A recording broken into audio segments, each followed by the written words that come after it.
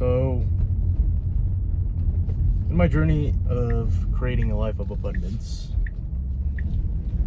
the biggest steps that I had to take in order to even first start was grow my self-image. Your self-image is your net worth. You want to have a life of abundance, you want to have freedom, you want to feel in control of your life.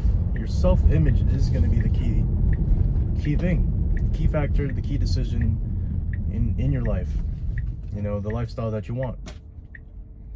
A lot of people who don't have a high self-image end up cutting themselves short. And that's why the biggest thing about why I even started this YouTube channel was to even talk about it, to talk about a life of abundance, to help you improve your self-image, because a lot of people think that things are going to come to you, or that, you know, working 10 jobs and doing this and that are going to even change things. I mean, your self-image is going to come from you first and foremost. And when I didn't have a self-image, I was afraid to even change careers, do a job that I don't even know, like for example, sales. Sales is definitely one of the opportunities anybody will ever have in terms of improving their self-image, especially door-to-door sales, which is what I was doing 2 years ago, no, 3. I was doing door-to-door sales. You get to learn rejection, how to handle rejection, negotiation. You improve your people skills in terms of how well you are able to communicate. But that's the opportunity in which I learned, okay, how do I talk to people, right? How do I even engage with people? How do I negotiate? And door-to-door sales was one of them, especially when you're getting rejected. In life, you're gonna be rejected all the time, whether that's by a girl, a friend, a job, customers. Life's gonna always reject you in some sort of way in terms of, you're not good enough, or no one wants to listen to you. So learning how to handle rejection, deal with that's one way you're gonna improve your self-image. Because most of the time, when you can't really handle rejection, you're gonna look yourself in the mirror and think, okay, you're not good enough, right? Second, hitting the gym, improving your body. I've seen a lot of people that there's been a spike of, people that go to the gym, people that are serious about taking care of their bodies, serious about improving, they're in the gym. Why? I mean, there's different sort of correlations when it comes to hitting the gym, going to the gym, being active. One, it's godly. 2, it's good for your mental health. It's good for your spirituality in terms of, in some ways, for me, it was a reset. In many ways, this is like my therapy. This is where I could pour out all my anger, pour out all the frustration that I had with myself, and put it to work. That was my fuel. And I'm not saying this is always going to work for you, or it might not even work for you, but I was sick and tired of myself, my life, and what I look like in the mirror, to the point where, something had to change, right? And it's not to be, demeaning to anybody that's going to say, okay, well, you're not happy where you're at. I mean, it's supposed to wake you up. You're supposed to be aware of who you are and where you're at, and if you're even satisfied with that. A lot of people that are working these jobs, going to the gym, they're doing it for a purpose, right? But then a lot of people that are going to a job, they don't even like their job. Like, why are you there? Obviously because of a paycheck, right? We're stuck to it. And so going to the gym definitely will improve your mindset, will change in terms of how you think, how you react, how you even want to eat, right? And that's another thing. Your diet's going to change when it comes to working out. So 3, I would definitely say you need to put yourself out there more in terms of improving your self-image.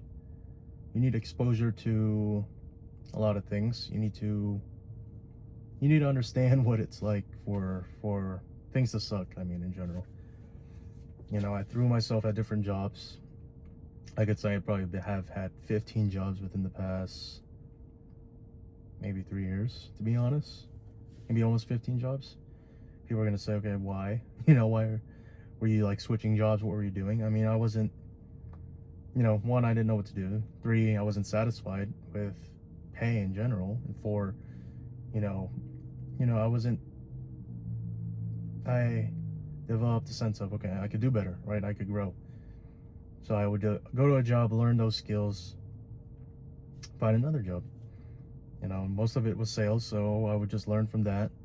Door to door was one, and then move to another one until you find a spot or a situation where, okay, this job is paying me well, and I could stay here for a little bit, right? I could learn as much as I can, or I can improve more in terms of, okay, they have benefits for me, they have compensation of which I want to stay. A lot of people will keep accepting that they're in the job that they're in because it's a paycheck, right? But I'm telling you, if you wanted to force yourself out there, go to other jobs, do interviews, like do constant interviews. One of the biggest ways I even improved my self-image was hearing how I would talk to other people in interviews. I would be like, okay, this is me. This is how I sound like, right? This is how I'm selling somebody, right? So doing interviews a lot will improve your chances of, one, getting a better job, if that's your goal, to improve your income, which we'll talk about in another day. But two, improving the way you speak, the way you can negotiate, even the way you are persuasive in terms of why somebody would take the chance on you in the job. That's why I believe, as much as possible, don't be comfortable in your job until you see that there's more benefits to it in terms of, okay, compensation, maybe stocks, what could keep you there in terms of, a minimum, let's say a year or two. And then internally, maybe you could grow. And that's the biggest thing, is finding ways to grow and opportunities to where you could fail as much. And then to my other point, it's, if you're going to improve your self-image, you need to fail. You need to fail as much as possible. You're never going to grow. You're never going to change if you're afraid of failure. You're never going to understand who you are really and what you want to be in terms of, okay, I'm going to be in my safe place, right? Let's say I'm safe, I'm comfortable working in McDonald's, or I'm comfortable working in a retail store like Best Buy, Petco, Barnes & Noble, right? You're never going to know to what extent you could be or what you could do if you don't put yourself out there, if you don't take chances in terms of, okay, I could do sales, I could do business development. A lot of people won't do that. So when looking into it, you really need to understand that, like, creating a life of abundance really does start with your self-image. If you could change your self-image or improve at it at least one day at a time, you'll see how fast your life will change. Your life will change really fast to the point where, you want more. You want more, and you're going to be greedy. You won't want as much as you can in terms of, you could be free. And I hope that's your goal. I hope that's what you want in life. It's a sense of freedom.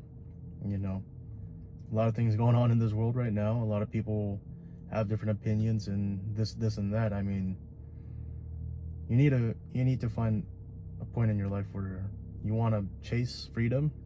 You want to chase abundance, to which, if something happened, you could wake up, you don't have to worry, except for the people that you care about, people that matter in your life. And that's why changing your self-image doesn't only just help you, but it will help everybody around you.